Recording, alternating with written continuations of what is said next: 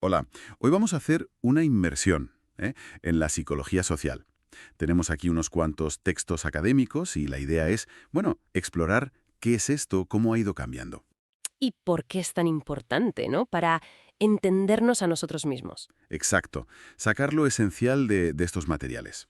A ver, para empezar, ¿qué es exactamente la psicología social? Pues, básicamente, es la ciencia que intenta entender cómo nos afecta la presencia de otra gente. ¿Gente real o...? O imaginada, incluso.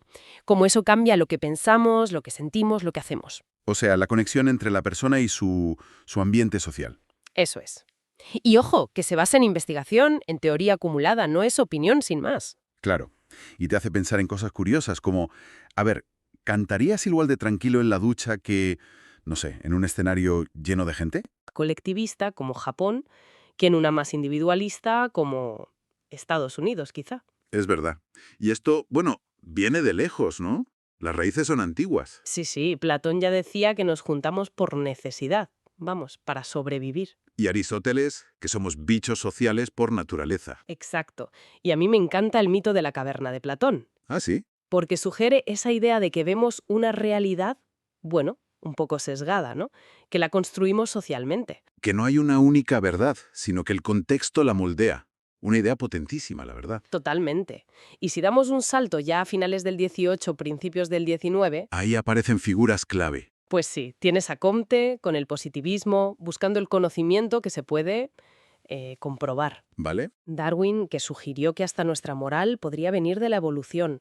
Marx, que conectó la economía con cómo nos comportamos en sociedad. Mucha tela ahí. Y Durkheim, importantísimo, con los hechos sociales, esas normas, costumbres, que están fuera de nosotros pero nos influyen un montón.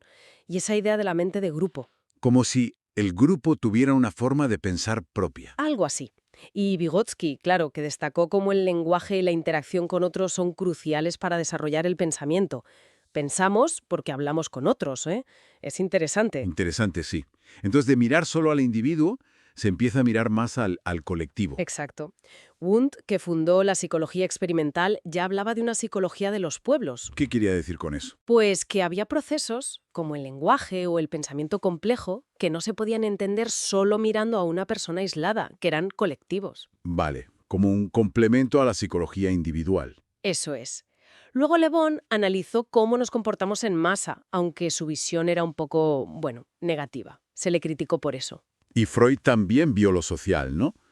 En cómo se forma la personalidad, el yo. Sí, el ego, el superyo, tienen un componente social claro. Y, digamos, la disciplina se profesionaliza. Se institucionaliza sobre todo en Estados Unidos, en parte porque muchos científicos europeos tuvieron que huir pues por el nazismo, la Segunda Guerra Mundial. Entiendo. Y un momento clave fue cuando salieron casi a la vez dos manuales, uno de Ross y otro de McDougall. ¿Y decían lo mismo? Pues no exactamente.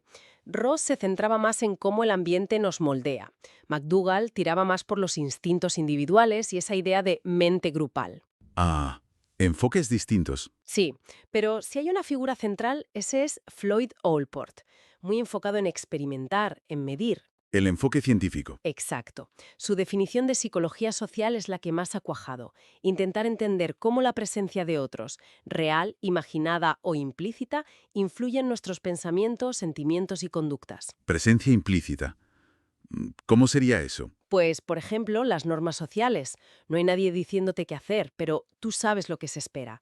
Esa es una presencia implícita. Y no podemos olvidar la escuela de Chicago. ¿Qué aportaron ellos? Pues conceptos como el looking glass self, el yo espejo, la idea de que nos vemos a nosotros mismos un poco como creemos que nos ven los demás. Fascinante. Y antes y durante la Segunda Guerra Mundial ya se hacían cosas interesantes, ¿no? Experimentos y tal. Claro, Triplett, por ejemplo, vio eso de la facilitación social. Que rendimos más compitiendo. Eso es. Y se empezó a estudiar mucho las actitudes, cómo medirlas, la escala de Bogardos, por ejemplo, para ver la distancia social, con quién te relacionarías, Vale. y los experimentos de Sheriff Sí. fueron muy importantes. Los del punto de luz, ¿verdad? Esos, el efecto autocinético, demostró cómo en una situación ambigua la opinión del grupo nos arrastra y usó técnicas nuevas para la época, como cómplices, engañar un poquito a los participantes. Para ver la reacción natural. Exacto. Y luego, bueno, la Segunda Guerra Mundial fue un catalizador brutal. ¿En qué sentido? Pues porque surgieron un montón de preguntas urgentes. La propaganda, la obediencia a la autoridad, el liderazgo. Cartwright llegó a decir, con ironía, que Hitler había sido la figura que más había impulsado la psicología social. Qué fuerte.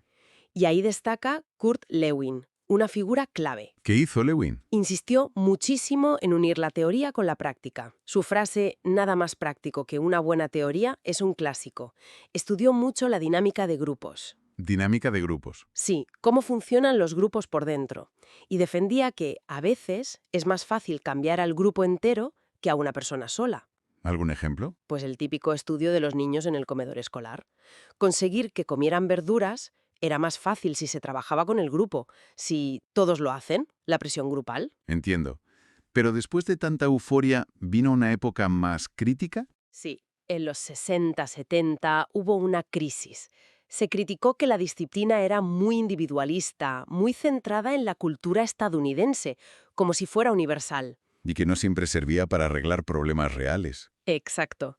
Y de ahí cogió mucha fuerza el construccionismo social. La idea de que el conocimiento no está ahí, fuera esperando a ser descubierto, sino que lo... Lo construimos entre todos, hablando, interactuando, en nuestra cultura. Vale. Y en esa época también surgen teorías súper importantes que aún hoy... Fundamentales.